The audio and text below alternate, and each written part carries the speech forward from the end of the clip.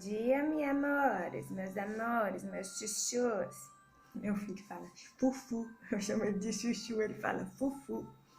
E aí, como é que vocês estão, gente? Gente, nós já fizemos prova de matemática, português e ciências, né? Como é que tá pra fazer? Me conta pra mim lá no grupo, como é que tá, me manda no privado, falando se tá tudo tranquilo, se vocês estão conseguindo fazer. Hoje é a prova de história, né? Eu sei que história, muitos têm uma certa dificuldade. Por quê? Por conta que história é uma matéria que precisa ler bastante, né? Então, eu vou iniciar esse vídeo já pedindo para vocês, nada de preguiça, leiam. Tem muita coisa que vocês vão conseguir sozinhos, tem coisa que você vai poder...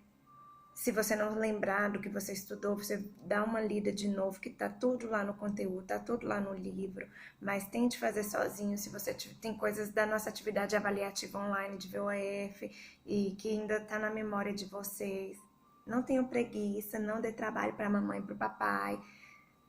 Tudo a gente estudou, só precisa um pouco de atenção. Fazer com atenção, isso precisa mesmo. E se esforçar um pouquinho, tá bom? Nada de preguiça. Vamos começar nossa quinta-feira, que o Senhor, pedindo as bênçãos do Senhor. Senhor, nós te pedimos que o Senhor nos abençoe nesse dia, que o Senhor nos guarde e nos proteja de todo mal. Dê a nós, Pai, alegria e sabedoria. Amém? Vamos lá? Vem comigo para nossa leitura da prova de História.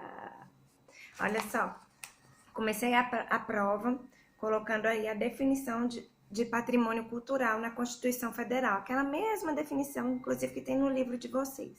A Constituição Brasileira de 1988, no artigo 216, considera o patrimônio cultural brasileiro como os bens de natureza material e imaterial, tombados individualmente ou em conjunto, portadores de referência à identidade, à ação, à memória dos diferentes grupos formadores da sociedade brasileira, nos quais se inclui. Então, nós temos dois tipos de patrimônio cultural, material e imaterial.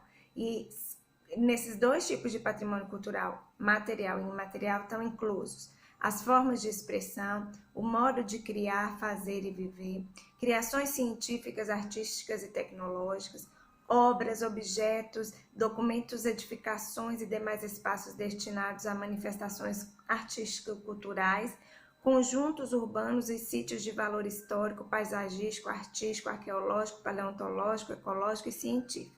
Então, nós temos dois tipos de patrimônio cultural: patrimônio cultural material e imaterial. E você sabe bem definir o que é patrimônio cultural material e o que é patrimônio cultural imaterial. Essa é a questão 1.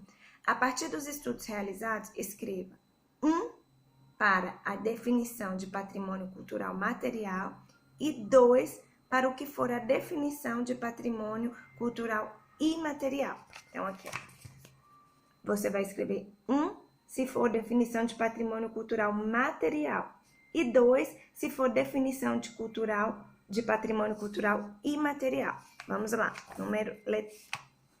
São as diversas práticas presentes em vários momentos da vida das pessoas, como o preparo de um alimento, uma dança, um jeito de festejar, uma brincadeira, etc. Isso é patrimônio cultural material ou imaterial. Se for material, coloca número 1. Imaterial, número 2. É formado por bens concretos, como documentos, objetos e construções. Quem é formado por bens concretos, como documentos, objetos e construções? Patrimônio cultural material, 1. Patrimônio cultural imaterial, 2. Qual é? Aí você coloca aqui o número 1 ou 2. Tá fácil essa, né? Você vai saber já logo de cara, facinho, sozinho. Número 2. Número 2 tem uma foto da cidade de Brasília. Em 7 de dezembro de 1987, Brasília foi reconhecida como Patrimônio Cultural da Humanidade. Sobre a construção de Brasília, é correto afirmar que... Então, aqui vai falar um pouquinho sobre a construção de Brasília. Em quanto tempo Brasília foi construída? Brasília foi construída... Aí você vai marcar só uma resposta, só tem uma resposta certa. Brasília foi construída entre 1967 até 1970... Se você acha que é essa, você marca o X. Ou Brasília foi construída entre 1956 a 1960. Qual foi o tempo de construção de Brasília? Brasília começou a ser construída em qual ano e terminou de ser construída em qual ano? Número 3. O IPHAN, essa palavrinha que fala IPHAN, ó, I-P-H-A-N. O IPHAN é o órgão que responde pela preservação do patrimônio cultural brasileiro. Então, o IPHAN é que cuida do patrimônio cultural brasileiro.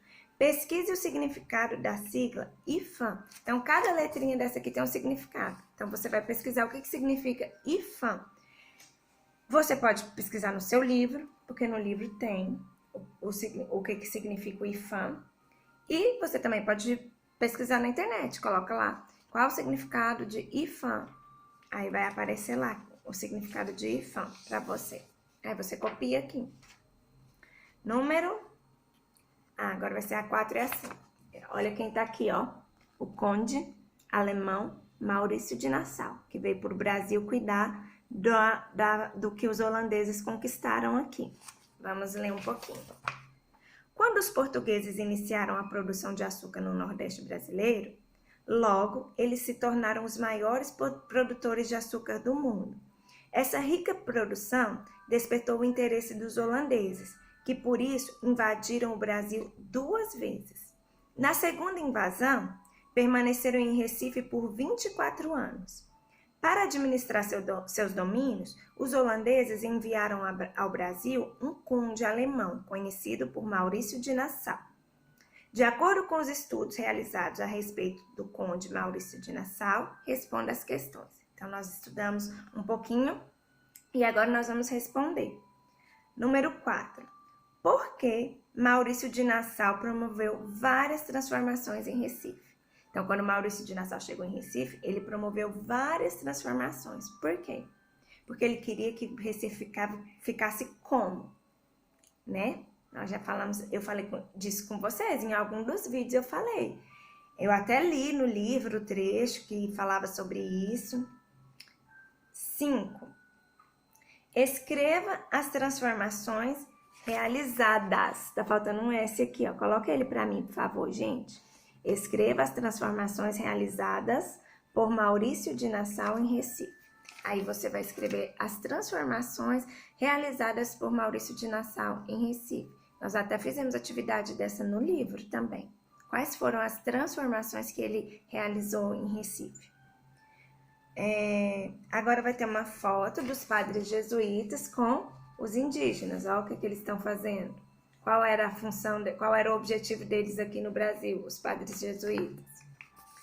Em 1549, chegaram ao Brasil padres jesuítas portugueses. Conforme estudos realizados a respeito desses padres, respondam.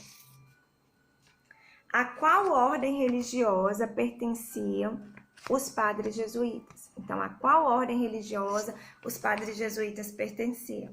A Tananã, Tananã, vocês lembram? A ordem religiosa que eles pertenciam? Bem fácil. Fizemos atividade disso também. 7. Qual era o objetivo desses padres jesuítas?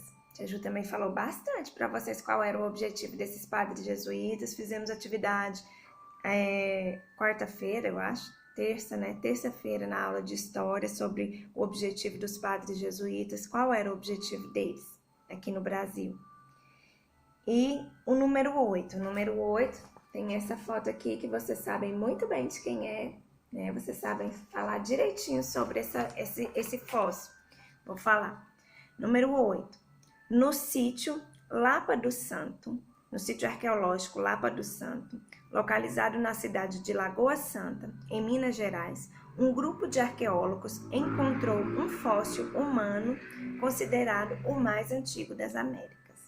Fale o que você sabe sobre esse fóssil. Então, você vai me falar tudo o que você sabe, que você se lembra, que a gente estudou, sobre esse fóssil aqui, que foi encontrado no sítio Lago do Santo, Lapa do Santo, aliás, no sítio Lapa do Santo, em Lagoa Santa.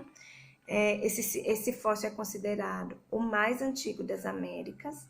E aí você vai me falar tudo que você sabe sobre esse fóssil, além do que eu escrevi aqui. Eu já escrevi que ele foi encontrado no sítio Lapa do Santo, na cidade de Lagoa Santa, em Minas Gerais, e que ele é considerado o fóssil humano mais antigo das Américas. Aí você vai falar mais sobre esse fóssil para mim. Você sabe direitinho, eu tenho certeza que você sabe. E é isso, gente. Essa é a nossa prova de história de hoje. Eu desejo para vocês boa sorte, que vocês consigam fazer tudo com bastante capricho. Olha, quero falar uma coisa para vocês. Caprichem nas letras, hein? Por favor. Resposta começa com letra maiúscula. Porquê de resposta é junto que escreve. E façam letra legível para eu poder entender na hora de corrigir. Me facilitam a vida, hein, gente? Então é isso. Fiquem com Deus. Qualquer dúvida, eu tô aqui. Beijo.